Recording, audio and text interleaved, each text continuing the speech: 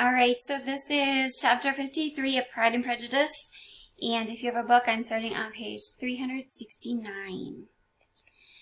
Mr. Wickham was so perfectly satisfied with this conversation that he never again distressed himself or provoked his dear sister Elizabeth by introducing the subject of it, and she was pleased to find that she had said enough to keep him quiet.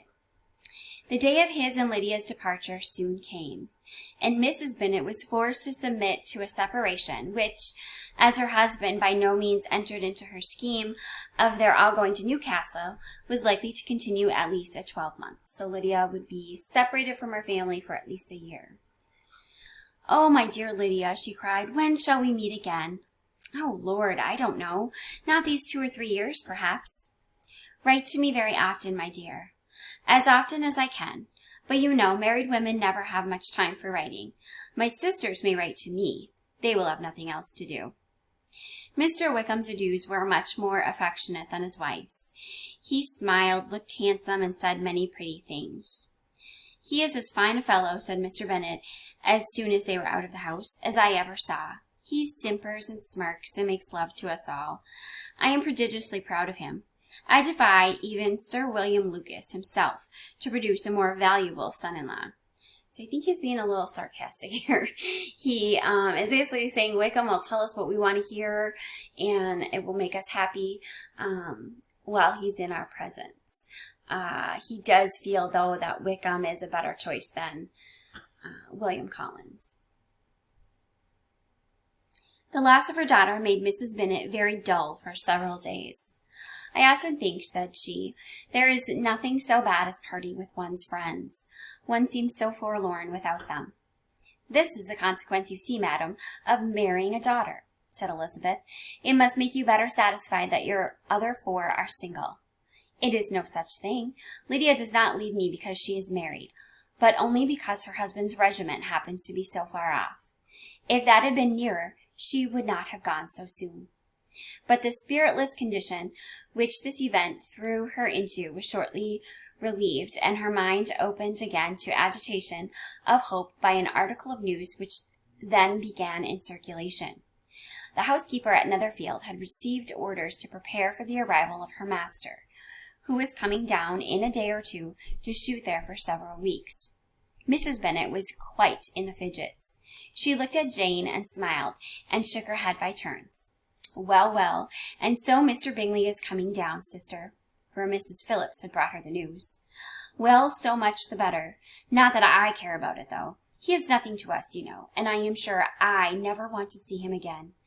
But however, he is very welcome to come to Netherfield if he likes it, and who knows what may happen. But that is nothing to us. You know, sister, we agreed long ago never to mention a word about it, and so it is quite certain he is coming?" "You may depend upon it," replied the other, "for Mrs. Nichols was in Meryton last night.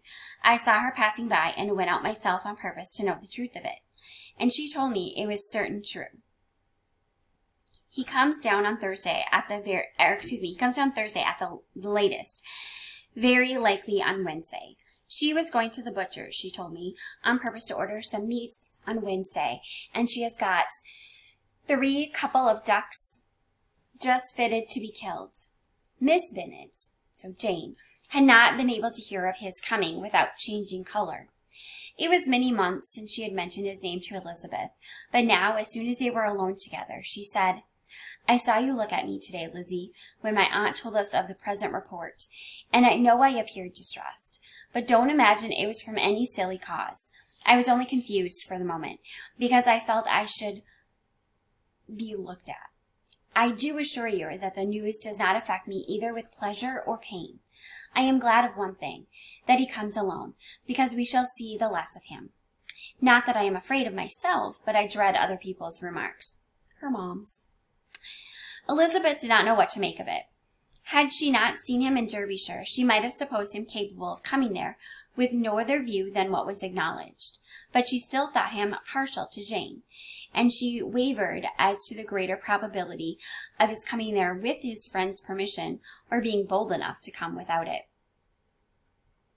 Yet it is hard, she sometimes thought, that this poor man cannot come to a house which he has legally hired without raising all the speculation. I will leave him to himself." In spite of what her sister declared and really believed to be her feelings, in the expectation of his arrival, Elizabeth could easily perceive that her spirits were affected by it. They were more disturbed, more unequal, than she had often seen them. The subject which had so warmly canvassed between their parents about a 12-month ago was now brought forward again.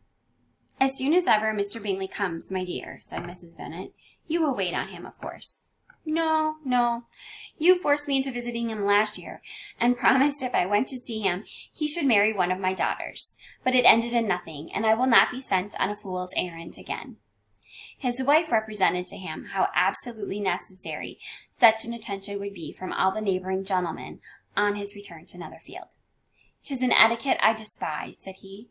"If he wants our society, let him seek it. He knows where we live.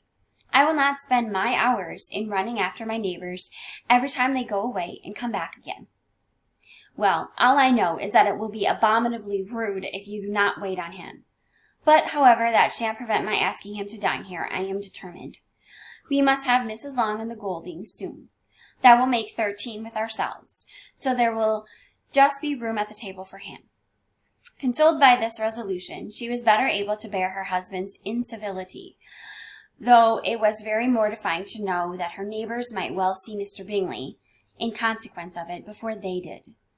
As the day of his arrival drew near, "I begin to be sorry that he comes at all," said Jane to her sister. "It would be nothing. I could see him with perfect indifference, but I can hardly bear to hear it thus perpetually talked of. My mother means well, but she does not know, no one can know, how much I suffer from what she says. Happy shall I be when his stay at Netherfield is over." "I wish I could say anything to comfort you," replied Elizabeth, "but it is wholly out of my power.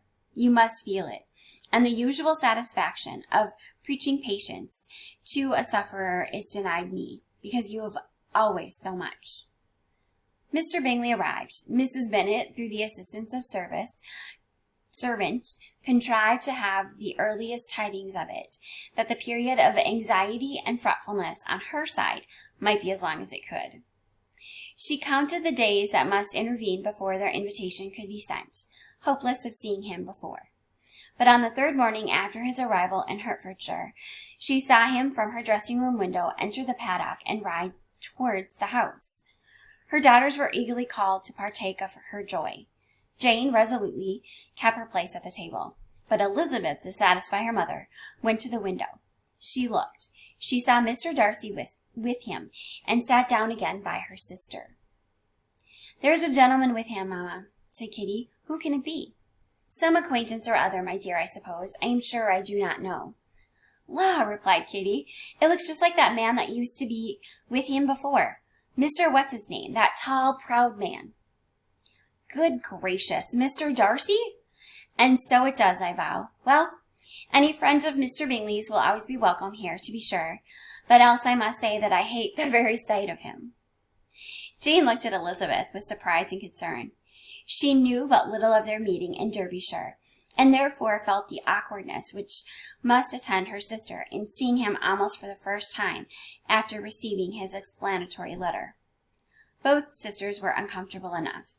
Each felt for the other, and of course for themselves, and their mother talked on of her dislike of Mr. Darcy, and her resolution to be civil to him only as Mr. Bingley's friend, without being heard by either of them.